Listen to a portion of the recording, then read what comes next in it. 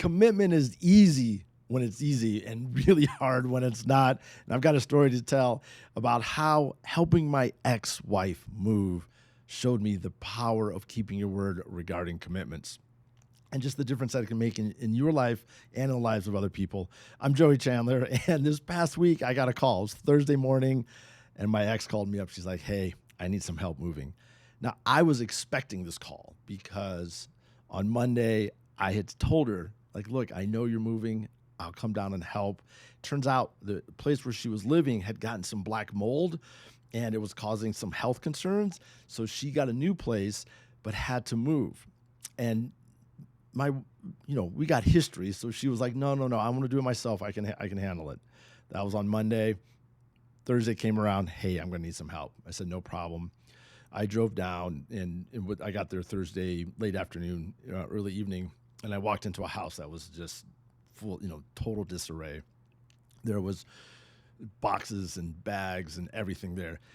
Because of the mold, she had to wash everything and dry it because she didn't want any chances of bringing that mold with her from the contaminated place to the new house. And so she had to do all this water. It was like load after load after load. Every bit of clothing, every towel, every sheet, everything either had to get washed or wiped down. And it just added extra stress and worry and concern and just overwhelm to an already stressful move. I mean, moving in general is stressful. Moving with mold is brutal, I'll tell you that. So we got to work. Friday came along, and she said, and we're having movers come. They're going to take all this stuff. There's still going to be some more left over, but we'll finish that up on Friday night. I said, no problem. Movers came. They took a ton of stuff, but on Friday evening, we're looking at the house, and there was still a lot. And I realized like this was not going to get done Friday evening, so I said, I'll stay the night and help the next day. Next day comes around, and we started opening up closets and storage areas, and there was even more than I realized. It just seemed like there was just always more. And I kind of started to get angry. I started to get frustrated. I'm like, look, this wasn't planned well. You need to do this. You should have done that. Like I could feel myself really, really wanting to just get to a point of saying like, F you, I'm out of here. But fortunately, I know enough to know that when I'm grumpy, when I'm upset, when I'm frustrated, one of my core values is missing. And so I took a deep breath and I said, hey, which one of my core values? And my core values are connection, curiosity, and commitment.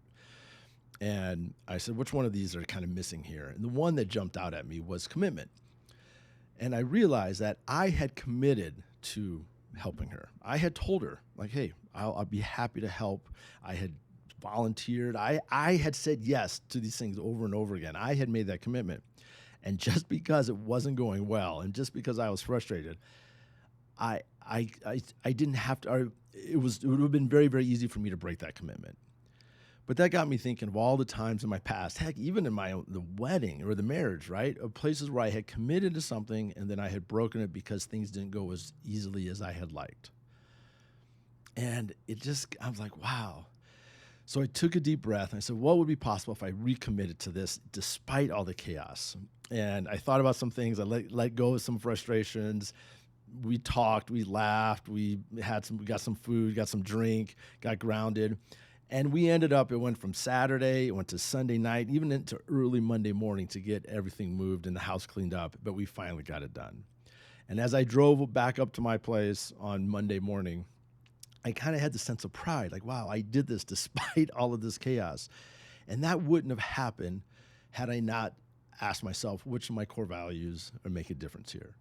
So I share all of that because I'm guessing there's places in your life where you made a commitment to something and things did not go as planned, like they really didn't.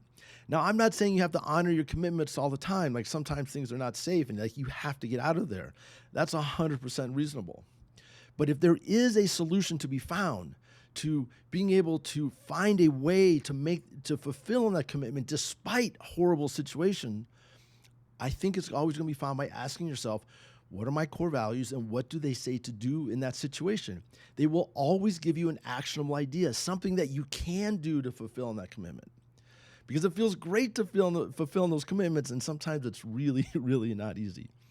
Now, sometimes people don't know their core values. If that is the case, I invite you to use there's a link down below. It's called the Freely app.